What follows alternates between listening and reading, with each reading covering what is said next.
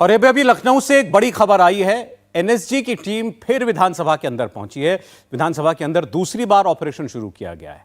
इससे पहले कल विधानसभा की छत के ऊपर हेलीकॉप्टर दिन में उतार दिया गया था।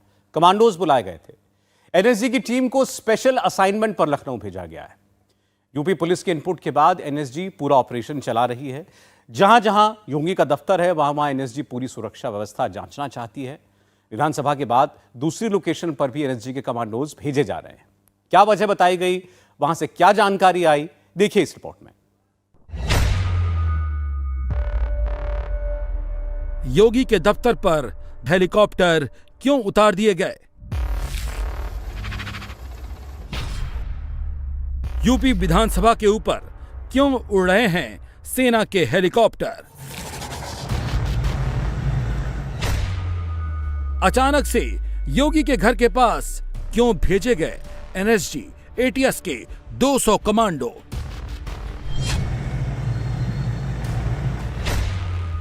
क्या खतरे में हैं योगी आदित्यनाथ?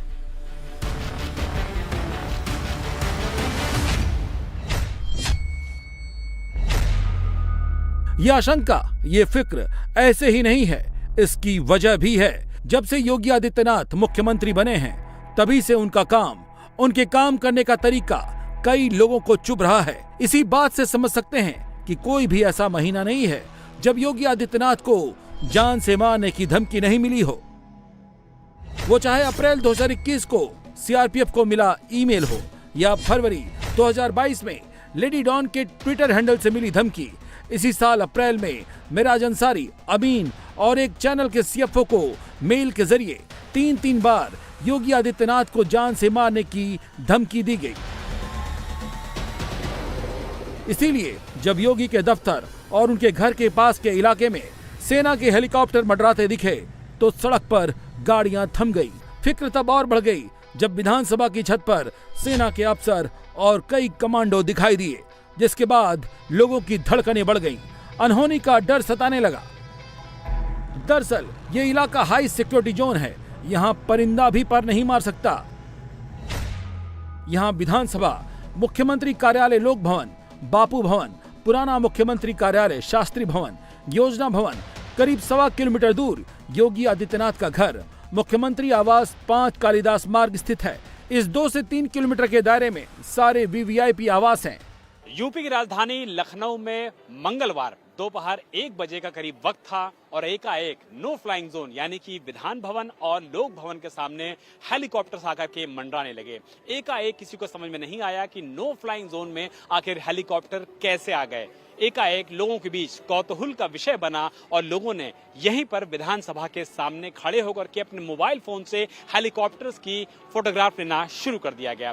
कुछ देर बाद पता लगता है कि यह हेलीकॉप्टर आम हेलीकॉप्टर नहीं बल्कि सेना का MI-17 हेलीकॉप्टर है, जो कि दरअसल एनएसजी और यूपी एटीएस के साथ मिल करके मॉक ड्रिल कर रहा है। और यूपी विधानसभा के इसी ठीक सामने यहीं पर लोगों ने फोटोग्राफ्स और वीडियो लेने की शुरुआत की। उसी दौरान पता ये चलता है कि जो हेलीकॉप्टर्स आए हैं दरअसल इसमें एनएसजी के कमांडो हैं, इसमें यूपी एटीएस के कमांडो हैं और ये सब यहाँ पर इसलिए आए हुए हैं क्योंकि यूपी की राजधानी लखनऊ के जो इंपॉर्टेंट इंस्टॉलेशंस हैं, महत्वपूर्ण बिल्डिंग है, महत्वपूर्ण स्थान है, उन सभी जगहों पर बाकायदा मॉकड्रिल की जा रही है। और ये मॉकड्रिल इसलिए की जा रही है ताकि अगर कोई भी आपात स्थिति आती है, कोई भी इमरजेंसी सिचुएशन आती है, कोई भी आतंकवादी हमला जैसी होने की स्थिति आती है, उस स्थिति में एजेंसीज किस तरीके से काम करेंगी, एनएसजी और यूपी एटीएस किस तरीके से मिलकर समन्वय के साथ इस पूरे ऑपरेशन को करेंगी और कैसे दुश्मनों पर काबू पाएंगी।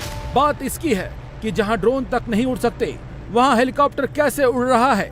वहां इतने कमांडो का जमावड़ा क्यों लगा है? क्या योगी पर खतरा है, इसीलिए इतना पहरा है? लेकिन पता चला कि इस सुरक्षा को लेकर मॉक ड्रिल की गई है।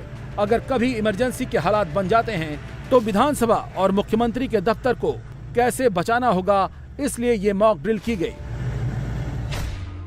इसे ऑपरेशन ब्लैक रोज का नाम दिया गया। एनएसजी यूपी एटीएस के साथ मिलकर ज्वाइंट मॉक ड्रिल कर रही है।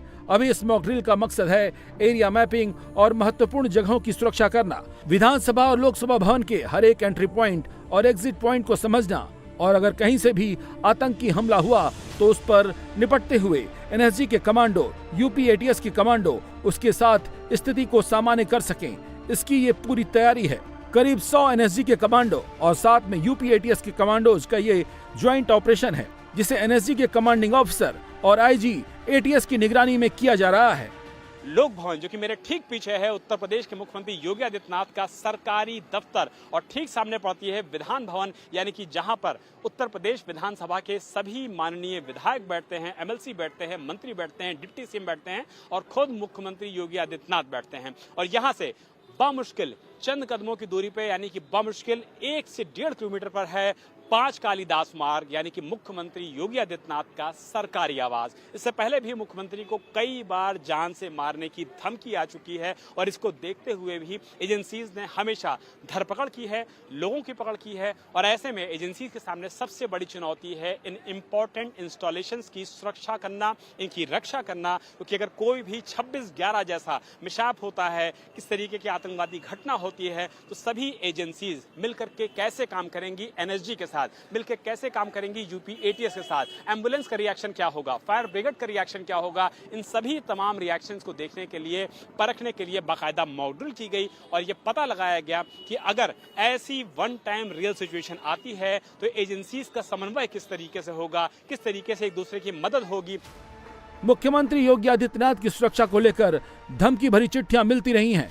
योगी आदित्यनाथ हिट लिस्ट में हैं, इसीलिए उनको Z+ की सुरक्षा भी मिली हुई है। इसके अलावा यूपी के मंत्री, विधायकों की सुरक्षा भी बेहद जरूरी है। अगर उनकी सुरक्षा पर कोई खतरा मंडराता है तो ऐसी कोई स्थिति बनती है तो ये कमांडो कैसे ऑपरेशन को अंजाम देंगे, उसी स्थिति से निपटने के लिए ये मॉक ड्रिल कराई गई,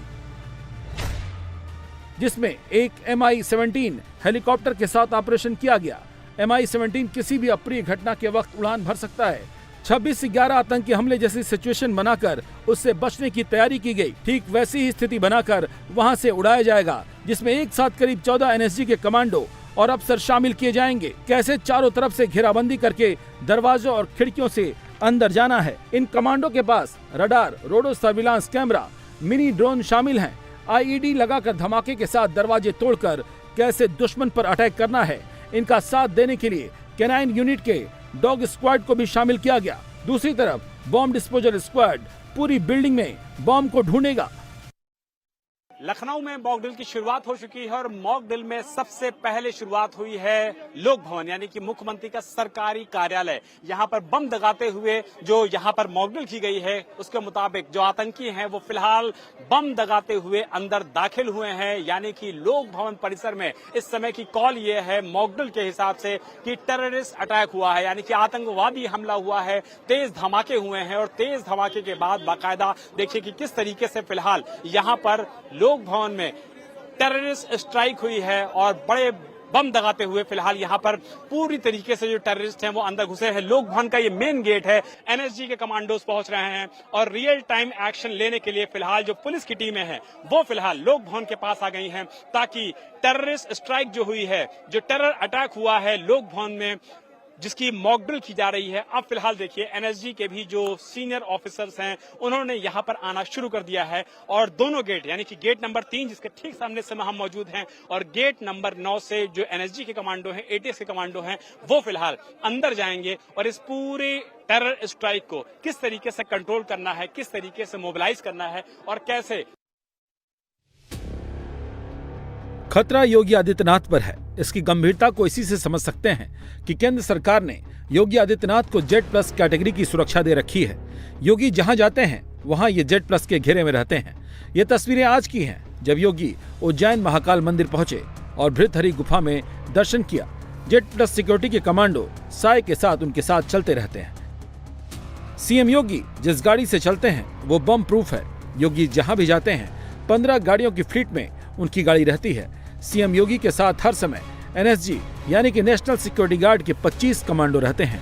यानी यदि इनकी शिफ्ट 8 घंटे की है तो कुल मिलाकर 75 कमांडो तैनात हैं। ये ब्लैक वर्दी में रहते हैं। ब्लैक वर्दी पर बैज लगा होता है। इनके पास हाईटेक हथियार के साथ बुलेट प्रूफ जैकेट भी रहती है। ये कमांडो सीआरपीएफ आईटीबीपी के जवान होते हैं जो हर स्थिति में निपटने के लिए ट्रेंड होते हैं। योगी सुरक्षा घेरे में रहते हैं, लेकिन यूपी एटीएस और एनएसजी उसी सुरक्षा को और पुख्ता कर लेना चाहती है। सिर्फ बात मुख्यमंत्री की नहीं है। लखनऊ में किसी भी आतंकी घटना से निपटने के लिए एनएसजी और एटीएस ने कई और इलाकों में मॉक ड्रिल की, जिसमें आलमबाग बस अड्डा, Palassio mall, Charbagh railway station, जहां बम स्क्वाड दस्तों को बुलाया गया और ठीक उसी तरह से मॉक ड्रिल की गई जैसे ओरिजिनल स्थिति में होती है। अचानक से कमांडो पुलिस के एक्शन को देखकर कई इलाकों में हड़कंप मच गया, जिसको लेकर लोग दहशत में आ गए। खबर आई कि लोगों में दहशत फैल गई है, जिसके बाद लखनऊ पुलिस की तरफ से ट्वीट कर लोगों को तसल्ली दिलाया गया कि किसी को डरने की जरूरत नहीं है। इंडिया टीवी हर वक्त हर जगह डाउनलोड करने के लिए सर्च करें India TV news Google play store या ऐप स्टोर पर।